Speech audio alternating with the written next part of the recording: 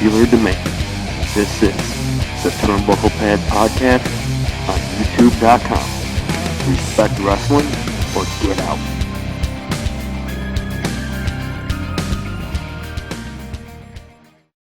Ladies and gentlemen, welcome back to the Turnbucklepad podcast. And I have one of the wrestlers out there who actually, they care about the business, and they were part of the reason why a lot of people got into the business. Only because of the fact they told the business the way it was when you grew up watching it, not the way it is today.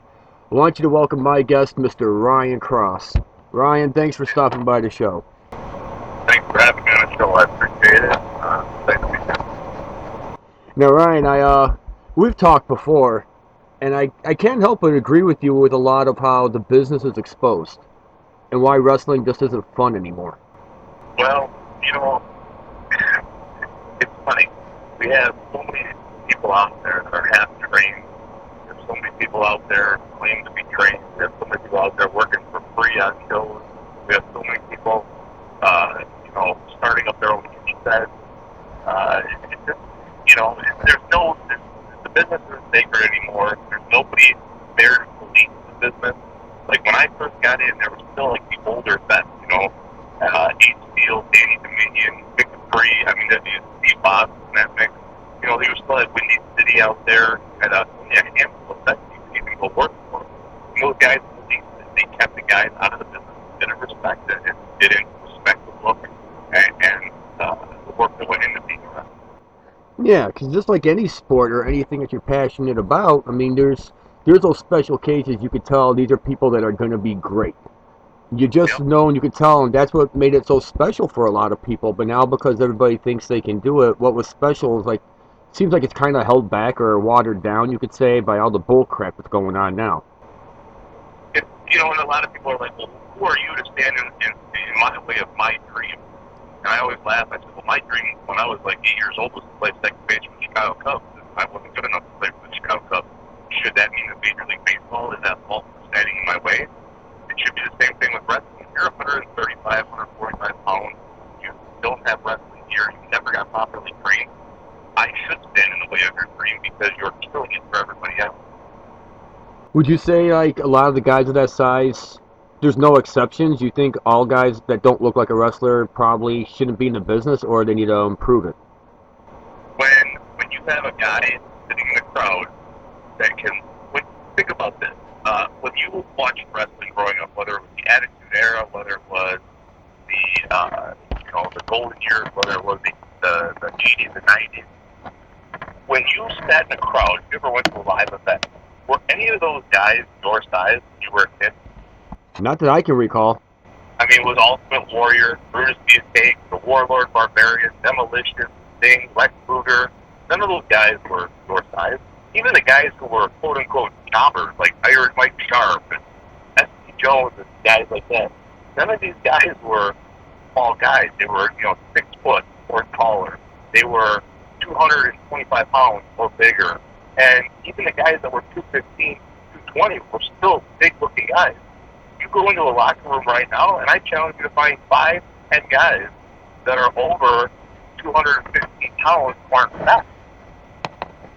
I mean, when you put a 145-pound kid in the ring, you got, my son's 120 pounds at 15 years old. I mean, he looks at him and goes, God, I could look like that next year if I started working out.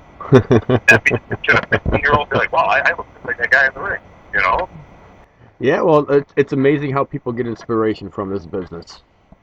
Even in the mix of all the craziness, and it is kind of sad. I mean, I remember it used to be fun when you were at a wrestling show and you saw a mistake, and the fan got behind it, and it was fun, like an ECW crowd, for example.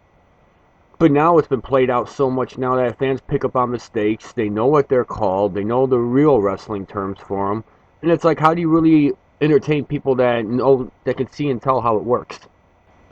I remember when I was training with Rock and Randy in a WF school in Barrington, Illinois, about 2000. I remember I got a snap mirror, and Randy put his long hair in my face, and he called, a spot. And I thought to myself, this is how they do it. Oh my God, this is how they do it. Okay, great, I had no idea for all those years that you called out spots. I had no idea. I didn't even know what a spot was, to be honest with you, until I came into the wrestling scene. That's when they started explaining it to me. Right. Yeah. I could not understand. Like, I just could not understand. Like, this is how you call out a spot. I had no idea. I had no clue what I was doing. And when you learn that, you're like, oh, this is how it's done. And now you have like fans will come up to you and be like, hey, kayfabe, huh? Oh yeah, kayfabe. Well, what does that mean? Oh, that means you're gonna be secretive. Oh, great, thanks. How do you know that? Oh, it's on the internet. Oh, okay. You know, or you walk into a locker room. And I love that the new guys that come in and give you like the 2-finger handshake. Yeah. What is that supposed to mean? Thanks, brother. Hey, brother, how are you? First of all, I'm not your brother. Number two, I'm an adult, so we can, just say hi. Don't introduce me to you as Dangerous Michael Man or something like that. Like, your name. What's your real name? Mike. Okay, great. Nice to meet you, Mike. Nice, great. You don't have to use Dangerous. I assume you are. So. Right. Yeah. Do you think part of the reason with the business being in jeopardy is that one of the things I've seen in the industry is that some guys, they can't separate their real life from their wrestling life. They can't turn the character off. No, God, no. And it leads to a lot of destruction into their personal life. Have you come across guys like this or seen this? Oh, absolutely. They just don't know how to turn it off. But that's because everything is wrestling related. It's like, think about it. If you were the biggest comic book fan, and everything you did revolved around Comic Con, and everything you did was comics, and all you did was talk about them, and sooner or later your friends and family would be like, dude, I don't want to hear this anymore. Okay? Yeah. Stop. And when people are around wrestlers all the time, every weekend, they watch Ring of Honor, they watch every indie tape they can get their hands on. If you start watching them, like, once you get to that point, like, I mean, everything you have in your life is revolving around wrestling. It's just not something that, like, I mean, you have to have a work-life balance, and you have to treat wrestling like it is, and that's, and that's like it's a job, I mean, you can call it a passion, but you're going to come out of that passion too, So. Why do you think promoters nowadays have such a hard time separating, the people who have promise and the people that don't? I mean, we know there's a lot of garbage feds out there, and they know there's a lot of workers who aren't worth paying for, but yet, for some reason, they still bring them on. You're talking about the guys they book that don't have, like, why are they even in the ring? Yeah. Because they sell tickets. Their friends found them. Now, I've seen some places that wasn't the case, and I still even wondered why. You know why? Because the wrestling business has become a treehouse without a tree. Wow. Because, Michael, if I'm, let's say you and me are best friends from high school, we watch wrestling growing up every day, and I all of a sudden went off to pro wrestling school, and I learned to be a pro wrestler, okay? And I said to you, bro, we should buy a wrestling ring, and we can start a fed, and I'm going to train you on how to be a wrestler. Now, fast forward 2 years down the line, me and you are the tag team champions of our own fed. I have all the problems in the world. You don't have any problems. You're just there because it was like cool when we were in high school together, and this is what we do now. But I'm too nice of a guy to tell you have no promise because we're best buds. And we hang out all the time, and wrestling is something we have in common, Yeah. It's become just a hangout for guys. It's become a social... A garage band. How many guys, I can tell you right now, I can tell you, and I put this on my son's life, I will go to maybe 2 after parties after a wrestling. And I can name both of them. The second one I can't, because I just give myself like one, like, mistake one. But I know the first party I was ever at was at after CSW, so I went out for pizza afterwards with the guys. And when I was there, it was so weird because they all just hang out in little cliques. They talk about wrestling. They talk about the show. They talk about their match. Like, what? Talk about what you do on a regular basis. What do you do for a living? Oh, I'm a teacher. Oh, that's great. Let's talk about that, So. Yeah, I kind of noticed that too. I mean, it would have been nice. I mean, I've seen so many shows. I mean, you could tell kayfabe was dead, and I saw it clear as day when you saw one guy and another guy in the match. And then after the match later on, they're out in the lobby hanging out with the fans together, talking and laughing it up. Mike, when I went down to Nashville to work for Burt Prentice's USA Championship Wrestling, he didn't even want us going out to dinner in the same town as we just wrestled. We'd go to Nashville to wrestle, and we'd be at the fairgrounds, and he would take a group of us out afterward, and we would go to sushi at, like, a sushi place that was, like, it looked so dark, and I'm like, what the hell is this? He said, well, I had to shut down for us after the show so that the fans couldn't be in there because he was trying to protect the business. That's what made it so much fun back in the era, and I think you said it best before, is that you think social media and the internet's really killed it.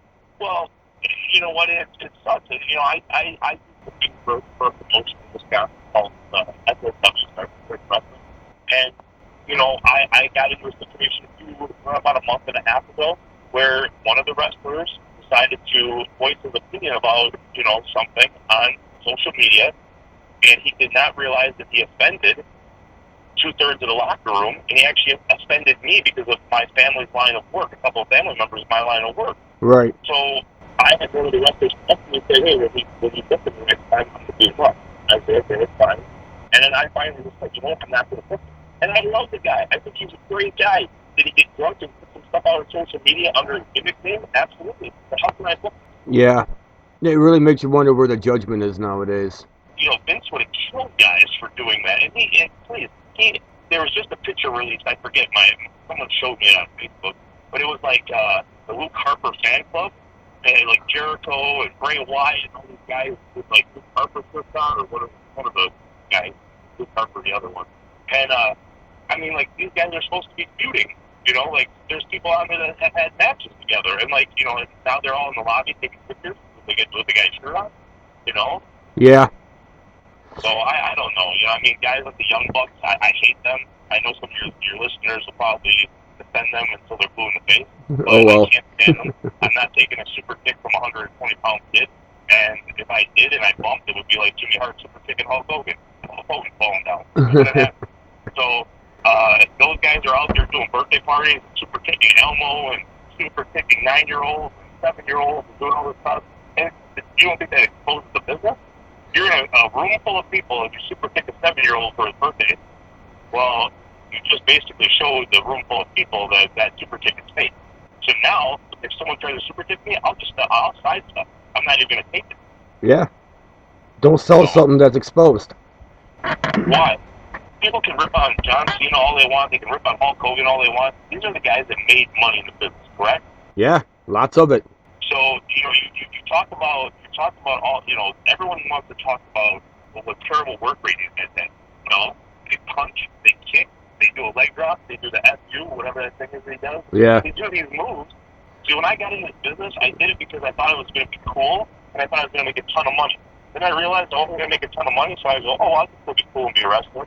Now it's at the point where it's like, oh, this isn't cool anymore. So that's why at the end of December, I'm calling it a career. So You retiring? I'm retiring. That's the first time it's come out of my mouth on any type of social media. So I guess I gave you a little bit of a scoop there. Yeah, 2016 January, I'll be done. So I'm gonna hang up the boots and.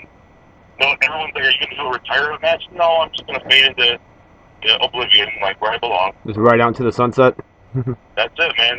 Vito Tomaselli taught me that. You don't have a retirement match. You don't throw yourself a going away party when you retire from work. You let somebody else do that. If no one else does that, then who cares? So, You know, it's why you bring that up. It's funny because I find retirement should only happen once, and I've came across quite a few guys who retired more than once, and every time they retired and they didn't get the response they wanted, they get more and more bitter. And people try telling them, you might want to see a doctor, I think your concussions have gone to your head. You can't... Did you see the Jesse Neal retirement speech that he gave in front of like 20 people in Florida? No, I didn't.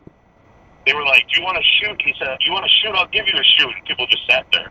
And he was talking about how he loves this business and all this other stuff. And his fans, he respects the fans, and he doesn't respect himself and all this stuff while quitting. I mean, he did it in front of a room of 20 people at a show. I mean, really? 20 people. Like, wow, way to go out, buddy. You know? Yeah. Really makes you wonder sometimes.